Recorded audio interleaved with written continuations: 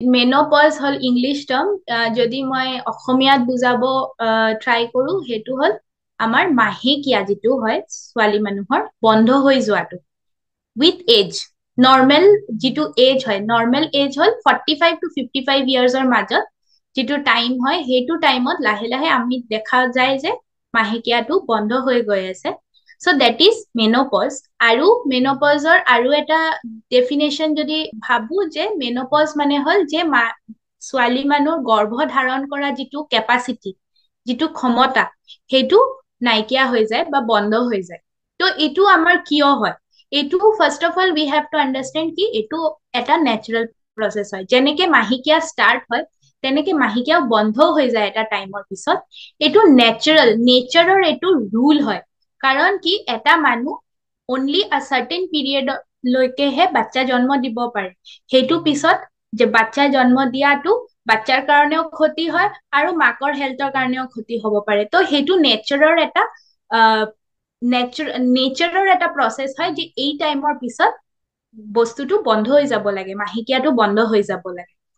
আৰু যদি আমি চাইন্টিফিক ৱেত যদি আমি মানে ভাবো তেতিয়া হয় কি হয় যে আমাৰ অভেৰিজ থাকে, ডিম্বস্থল বুলি যিটো কয় অসমীয়াত।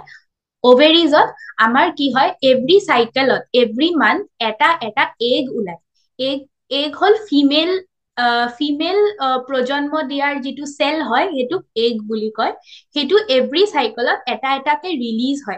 কিন্তু আমাৰ ডিম্বস্থলত আনলিমিটেড নাম্বাৰ অফ এগছ নাথাকে, এটা চাৰ্টেন নাম্বাৰ অফ এগছ থাকে এটা লাইফ টাইমৰ কাৰণে। তো যেতিয়া আমাৰ সেই দুটা ডিম্বস্থলৰ এগছ বিলাক লাহে লাহে এটা মাহে ওলাই ওলাই ওলাই ওলাই এটা টাইমত গৈ সেইবিলাক শেষ হৈ যায়। যেতিয়া সেইটো শেষ হৈ যায় তেতিয়া এজনী মানুহৰ মেন'পজ হয়। So' this is a normal process. তো মাহেকীয়া যেতিয়া বন্ধ হ'ব তাৰ আগত কিছুমান চিমটমছ থাকে, কিছুমান চেঞ্জেছ থাকে বডিত, যিটো আমি এজ চিমটমছ আমি গম পাওঁ। ফাৰ্ষ্ট অফ অল যিটো হয় যে আমাৰ মাহেকীয়াৰ চাইকেলটো চেঞ্জ হৈ যায় লাহে লাহে। যে কিছুমানৰ কি হয় যে মাহেকীয়াটো বহুত কম কম হয়, একদম অলপ অলপ ব্লিডিং হয়। কিছুমানৰ হয় যে পুৰা চাইকেলটোৱে চেঞ্জ হৈ যায়। যদি মানে এক মাহৰ পিছে পিছে হৈ আছিলে কিছুমানৰ ইৰেগুলাৰ হৈ যায়, 1.5 মাহ পিছত হয়, বা এক মাহৰ আগতে, কিছুমান টাইমত এক মাহৰ আগতে হৈ গৈ আছে, আকৌ কিছুমান টাইমত 1.5 মাহ 2 মাহ পিছত হৈ আছে। তো পুৰা চাইকেলটো চেঞ্জ হৈ যায়। ঠিক আছে। আৰু এটা বস্তু হ'ল যে আমাৰ চাইকেলৰ মাজত মাজতো কেতিয়াবা অলপ অলপ অলপ অলপকে ব্লিডিং হৈ আছে। মানে চাইকেলটো পুৰা চেঞ্জ হৈ গৈছে। একমাহ যদি 1 মাহ 30 days 35 days যিটো চাইকেল হয় সেইটো কমপ্লিটলি চেঞ্জ হৈ যায়। ঠিক আছে। That is one, first and foremost সেইটো হ'ব। ছেকেণ্ড ইজ আপোনাৰ বডিলি কিছুমান চেঞ্জেছ আহিব। বডিলি চেঞ্জেছত বেছিভাগ মহিলাক এইটো দেখা গৈছে যে মহিলাজনী হট ফ্লেছেছ হয়। হট ফ্লেছেছ মানে কি? হঠাৎ মুখখন গৰম, কাণৰ পৰা ভাপ ওলোৱা, মুখখন ৰঙা হৈ গৈ গৰম লাগি থাকে, গাটো পুৰা গৰম হৈ যায়। এইটো নহয় যে আপুনি বাহিৰত গৈছে, গৰমত ৰ'দত গৈছে তেতিয়া কাণ বা মুখ গৰম হোৱা, দেট ইজ মই সেইটো কথা কোৱা নাই। আপুনি নৰ্মেল এটা ৰুমত বহি আছে বা শুই আছে বিচনাত, হঠাৎ আপোনাৰ বহুত বেছি গৰম লাগি আছে, এনেকুৱা লাগিছে যে মোৰ মুখ আৰু কাণৰ পৰা পুৰা গৰম ভাপ ওলাই আছে, আৰু সেইটো বহুত ডিছকমফৰ্ট বা বহুত অসুবিধা দিয়ে। সেইটো যদি থাকে দেট ইজ ভেৰি ইম্পৰ্টেণ্ট। আৰু সেইটো এটা মেইন আৰু মেক্সিমাম মানুহৰ মাজত এইটো মই দেখিছো যে সেইটো এটা কমপ্লেইন হয়, হট ফ্লাছেছ। আৰুতো মুড চুইংছটোতো কিছুমানৰ হয় বেছি, মানে যেতিয়া আপোনাৰ বডিৰ লাহে লাহে সেইটো টাইমত ইষ্ট্ৰজেন লেভেল বিলাক কম হৈ যায়। ইষ্ট্ৰজেন লেভেল যেতিয়া কম হয় তেতিয়া মুড চুইংছ হয়, বেছি ডিপ্ৰেছড থাকে মানুহ, কোনো বস্তুত মানে ভাল নালাগে,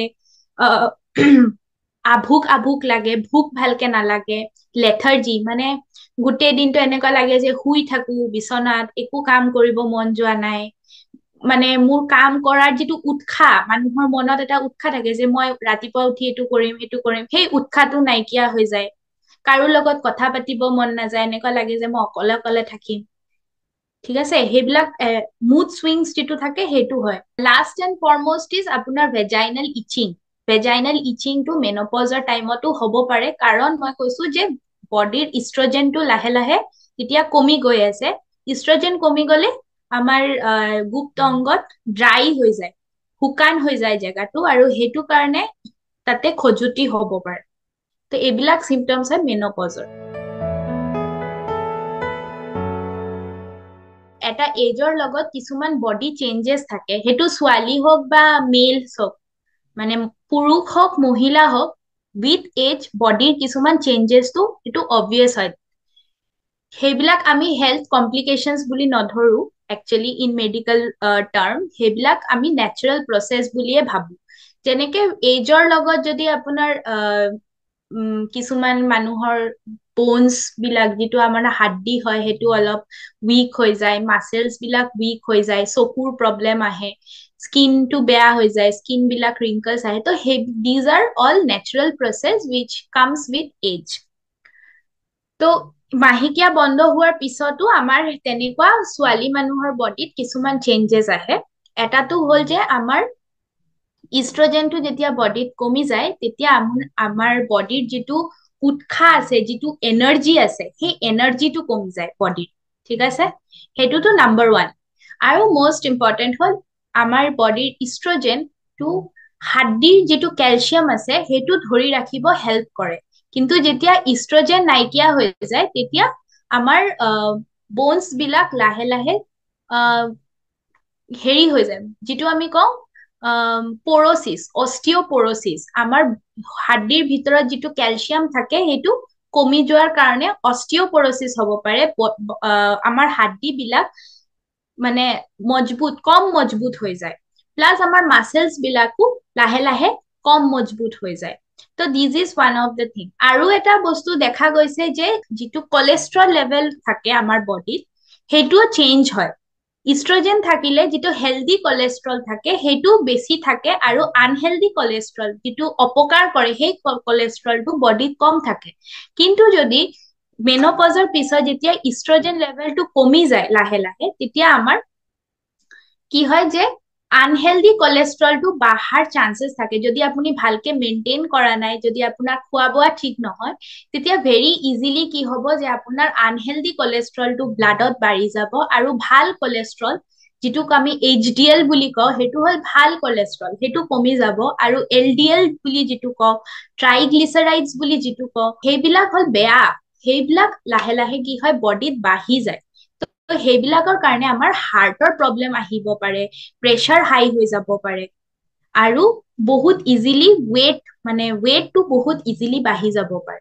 তো এইবিলাক অলপ অলপ কিছুমান চিমটমছ বা কিছুমান কমপ্লিকেশ্যনছ আপুনি ক'ব পাৰে। ফাৰ্ষ্ট অফ অল, মেনপজ হোৱাৰ পিছত আপুনি কেলছিয়াম ছাপ্লিমেণ্টেশ্যন আৰু ভিটামিন ডি ছাপ্লিমেণ্টেশ্যনটো বহুত ইম্পৰ্টেণ্ট হয়। কাৰণ মই কৈছো যে যেতিয়া ইষ্ট্ৰজেন বডিত কমি যাব, তেতিয়া কি হ'ব যে আমাৰ কেলছিয়াম, বোনছৰ কেলছিয়াম যিটো থাকে, বোনছৰ কেলছিয়াম বিলাক ক্ষয় হয়। তো আমি সেইকাৰণে ছাপ্লিমেণ্ট ল'ব লাগিব, ঠিক আছে? Calcium supplement, vitamin D supplement, সেইটো ইম্পৰ্টেণ্ট পাৰ্ট অফ মেনপজ কেয়াৰ হয়।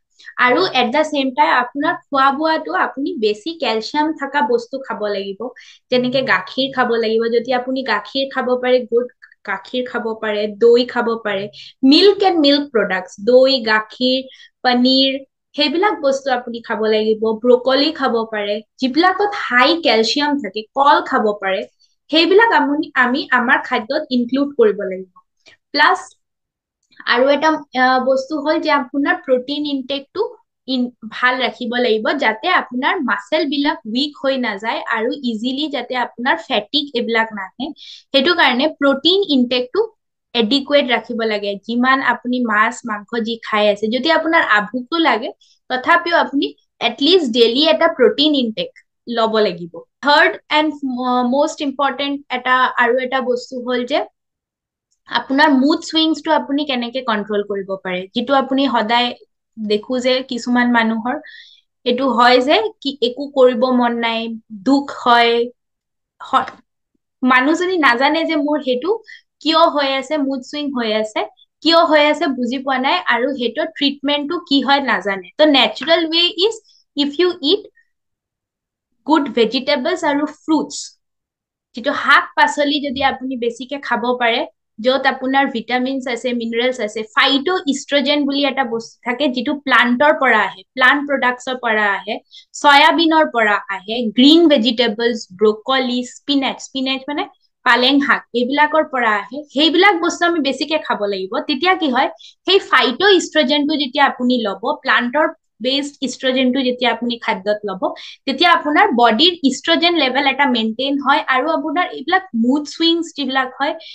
সেইবিলাক নহব ঠিক আছে আৰু তো মোস্ট ইম্পৰ্টেন্ট সেইটো আপোনাৰ মেনোপজ হওক বা মেনোপজৰ আগত হওক যে লাইফষ্টাইল আপোনাৰ লাইফষ্টাইলত আপুনি কি ইনক্লুড কৰিছে যে আপুনি ৰেগুলাৰলি অলপ খোজ কাঢ়িছে নে নাই বডি মুভমেন্টছ বিলাক কৰিছে নে নাই ঘৰত খালি চেয়াৰত বহি থাকিলে নহব অলপ খোজ কাঢ়িব লাগিব আমি ডেইলি এটলিষ্ট 1 ঘণ্টাকে খোজ কাঢ়িব লাগিব প্ৰাণায়াম কৰিব লাগিব যোগা কৰিব লাগিব সেইবিলাক কি হ'ব আপোনাৰ হাৰ্টৰ হেল্থটো ভাল ৰাখিব কোলেষ্ট্ৰল লেভেলক কন্ট্ৰল কৰিব আপোনাৰ ব্লাড প্ৰেছাৰক ৰেগুলেট কৰিব প্লাছ আপোনাৰ বোনছ যিটো ক্ষয় হৈ আছে সেই ক্ষয় হোৱাটো যিটো ষ্টেজ আছে সেই ষ্টেজটো কমাই দিব বহুত লাহে লাহে ক্ষয় হোৱাটোতো হ'বই কিন্তু প্ৰচেছটো বহুত শ্ল' হৈ যাব যিটো আপোনাৰ বডিক বেছি এফেক্ট নকৰে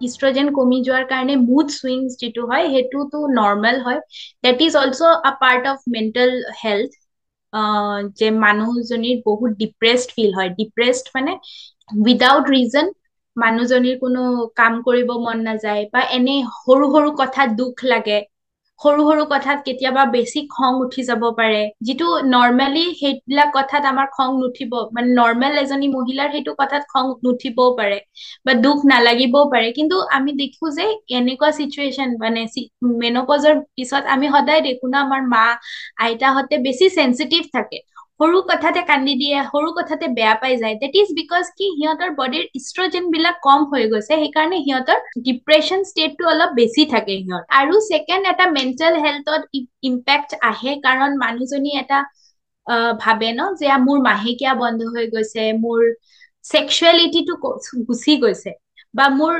গৰ্ভধাৰণ কৰাৰ যিটো ক্ষমতা সেইটো গুচি গৈছে তো সেইটো এটা মনত এটা ডিপ্ৰেছড ফিলিং আনে যে মোৰ লাহে লাহে সেই সেক্সুৱেলিটিটো গুচি গৈ আছে তো that is also' a reason কি মানুহজনীৰ অলপ মনত বেয়া লাগিব পাৰে so' these are the things very minute things সেইবিলাক আমাক অলপ ইম্পেক্ট কৰে মেণ্টেল হেল্থত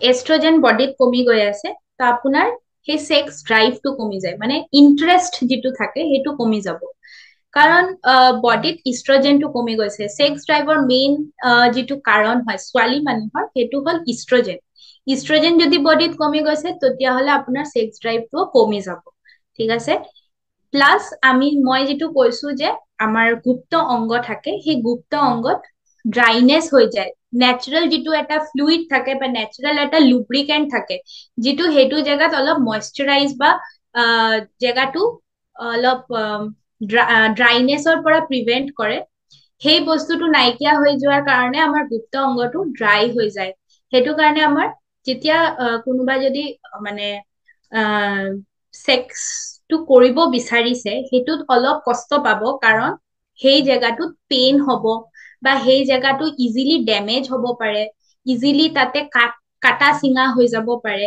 গুপ্ত অংগৰ ভিতৰৰ যিটো লেয়াৰ থাকে সেইটো মানে ফালি যাব পাৰে সেইটো কাৰণে তাতে আমাৰ আলচাৰ হৈ যাব পাৰে তো সেইবিলাক প্ৰব্লেমছ আহে বিকজ অফ দেট কিন্তু সেইবিলাকৰো ট্ৰিটমেণ্ট আছে ভেৰি ইজি ট্ৰিটমেণ্ট আছে আপোনাৰ ভেৰিয়াছ টাইপ অফ মইশ্চাৰাইজাৰ ওলাইছে লুব্ৰিকেণ্টছ ওলাইছে আপোনাৰ ইষ্ট্ৰজেন ক্ৰীম ওলাই গৈছে এতিয়া আজিকালি সেই ইষ্ট্ৰজেন ক্ৰীম যদি আপুনি ইউজ কৰে তো সেই জেগাত ড্ৰাইনেছটো নহয় আৰু আপোনাৰ সেক্সুৱেলিটিটো মেইনটেইন হৈ থাকে